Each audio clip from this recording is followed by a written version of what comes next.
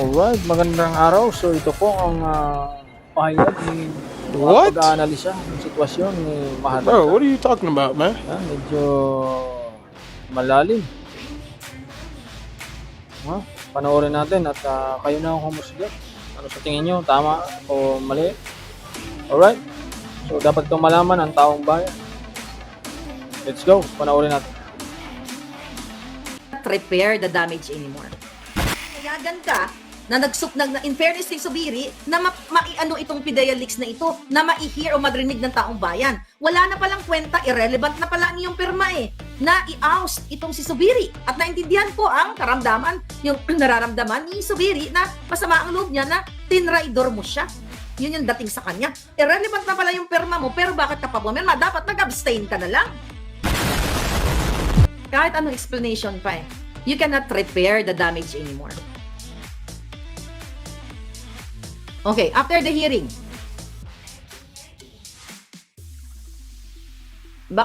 weak senator. Ngayon, mga kababayan. So, i-pressure natin yung mga jutang chinemes na yan. At, my God, mga palangga, jugjugin nyo yung Makati Medical Center. Again, itapat nyo ang picture ni Kumar at yung kanilang mga pasyente na naka-hospital gown. I hope maraming yung mga nakapaligid sa Senate at I hope yung mga abogado, yung mga military na tumindig dito kay Lorraine Badoy at kay Eric Celis, kay Eric. Nung sila ay dinitinid din, nung sila ay sinight in contempt din ng mga julul sa Kongreso. Sana ganun din, sir, mga ma'am. Ang ipakita niyong support dito kay Agent Morales. Kami dito sa social media, we're here to support Agent Morales. Okay? Yung mga yung mga nagko-comment, okay? Na kunyari nanghinaan sila ng loob. Mga utosan ni Lisa yan. Yan ang narrative na ginagawa nila ngayon. Okay? Yung mga trolls ni Lisa.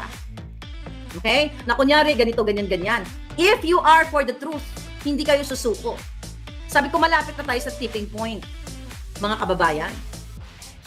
Itong lahat na nangyayari sa Senado, nung May 20, utos nito ni Bangag. Nag-blow out nga sa Malacanang, di ba? Pinalamon ng mga buwakan ng inang, mga asawa ng mga senador, na mga kawatan, mga ginayupa kayo. Yes, yung mga kawatan na asawa ng senador na nag-i-enjoy sa mga Hermes, mga Chanel. Pera ng bayan, ang kapal ng pagmumukha ninyong magyabang. Bulok ang mga pagkatao nyo, pagkain ninyo, pang-shopping ninyo, pera ng bayan. Kahit ano pang garbo ang isuot nyo, mabaho pa kayo sa malansang isda dahil ang pera nyo, pera ng bayan, mga buwakan ng genemis ninyo.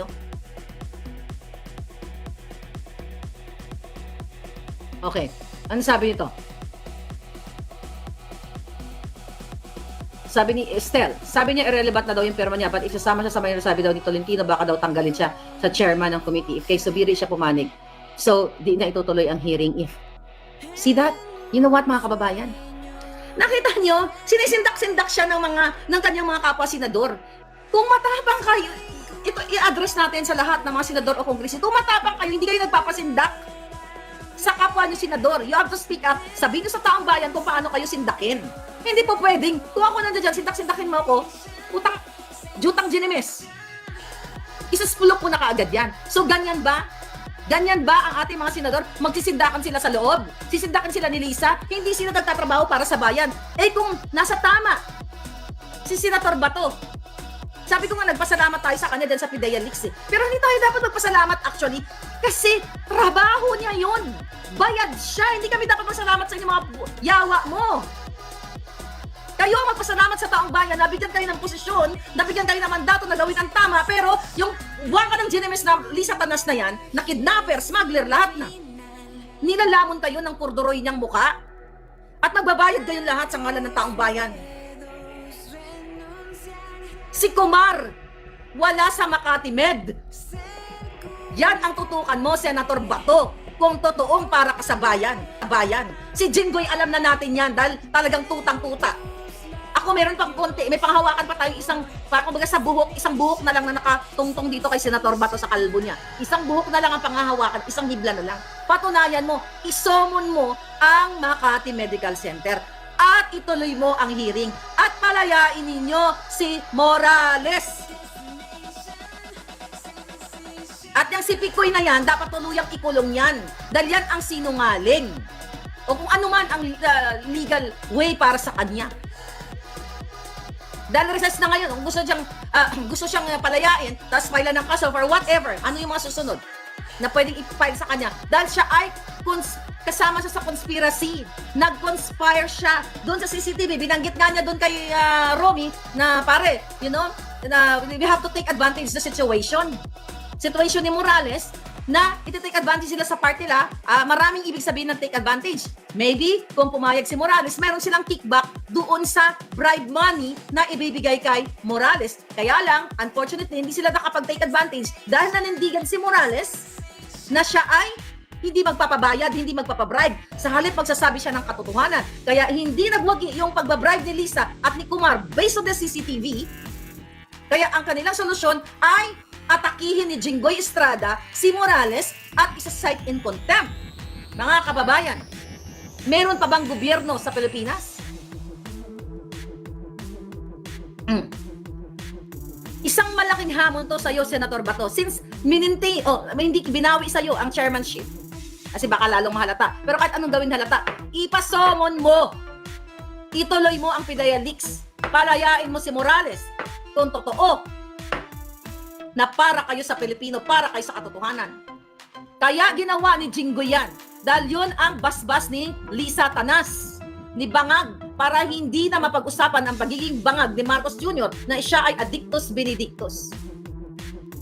At ikaw naman, Zubiri, na sinasabi mong na-betray ka. Yun lamang ang kaya ka na-expel dyan, kaya ka natanggal dyan, dahil sa utos ng nakakataas. Sino pa ang pinakamataas? Si Inday Sara, Vice President, pinakamataas sa'yo. Pero walang power si Inday na mag-utos para tanggalin ka. Ang meron si Lisa Tanas at si Marcos Jr. Sabihin mo ang totoo, Subiri.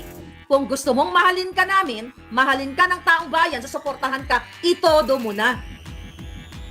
Yan ang sinasabi mo sa interview mo na nung ikaw ay napagbintangan, was it 2011 ba yun, sabi niya, na nag-resign din siya dati dahil may binabato sa kanya na nandaya ba siya doon o whatever. I forgot the exact issue nun. Pero anyway, kung totoo ka, Mig Zubiri, sa pinaglalaban mo, sino ang mataas na sinasabi mo na nag-impluwensya para tanggalin ka at ipwesto si Escudero?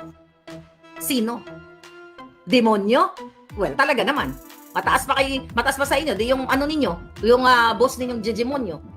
Itodo mo na. Wala namang iba na mag-utos sa'yo kundi si Bangag Jr. at saka si Lisa Marcos. At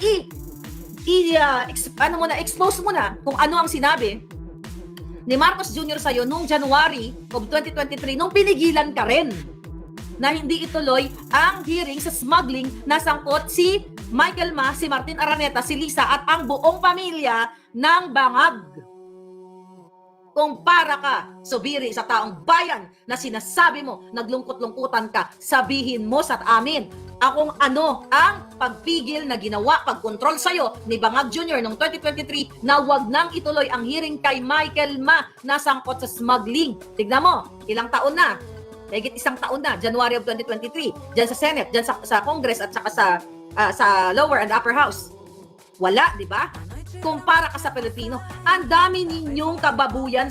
Lahat na ginagawa ninyo, hindi para sa Pilipino, para sa bangag na gobyerno. Smuggling, isa ka rin, Subiri, sa nag-conspire sa bangag na gobyernong ito. Kung totoo, pues is totoo naman, na ikaw may mga text messages ka na natatanggap, na gusto kang sipain, sinipa ka na nga, at si Escudero ang pumalit at tinraidor ka. Kung ako sa'yo, yung ganyan na ginawa sa'yo, pinagtraidoran ka, ilalabas ko lahat ng nag-conspire. Kung mahal mo ang taong bayan, kung mahal mo ang sinasabi mong prinsipyo para sa Pilipino, kung meron ka niyan, itotodo mo na. It's the same thing with Senator Bato. Kaya nga wala na, sabi ko nga, isang buhok na lang yung nakatlagay dito sa ulo ni Senator Bato para maniwala kami sa'yo, Senator Bato. Ngayon, mga palangga. At ikaw, Jinggoy Estrada, boycott Marcos. Ha? Gusto mo daw ba ilabas ang mga taga San Juan yung iba pa, na talagang lalong magpapakabog sa'yo, ilabas nyo si Morales. Dahil yun yung tama, hindi dahil nagde-demand kami, yun yung tama yung gawin. Dahil ikaw, Jinggoy, malinaw pa sa sikat ng araw, ikaw din, Senator Bato, nang nag-second demotion, dyan sa pag-contempt, malinaw pa na bias kayo mga buwakan ng inan nyo. Ulitin ko, kay Kumar, nagsorry-sorry kayo, mga hayop kayo. Kay Picoy, nagsorry-sorry kayo. Nasasaktan ba kayo pag sinasabi naming hayop kayo? Bakit? Tao ba kayo? Pang tao ba yung ginagawa nyo? Hindi ba pang animal yan? Ipatawag nyo ang doktor ng Makati Medical. Yan mga kababayan ang ating misyon. At ang misyon natin, durugin si Jinggoy at si Senator Bato sa social media. We demand na ipatawag ang Makati Med representative or doctor. We demand na palabasin nila si Morales dahil ito ay na-contempt dahil sa utos ni Lisa Araneta Marcos at ni Bangag Jr. para hindi na mapag-usapan ang kanilang pagiging bangag. Mga takot kayong lahat dyan sa Pilipinas. Tangin na isara na lang natin ang Pilipinas. Alright, so panibago na naman yung reaksyon na mangyayari. At abangan nyo yung panibagong kabanata niyan kasi napalitan na yung presidente ng Senado. Baka bumaliktad na ang sitwasyon at maging pro Marcos na ito. Alright, so yun lang ang antabayanan natin. Malaking bagay itong pagkakaalis ni Bato de la Rosa sa pagka-chairman ng Dangerous Drugs. So, hintayin natin ang susunod na kabanata. So, hanggang sa muli, upload ulit tayo next time. Maraming salamat po.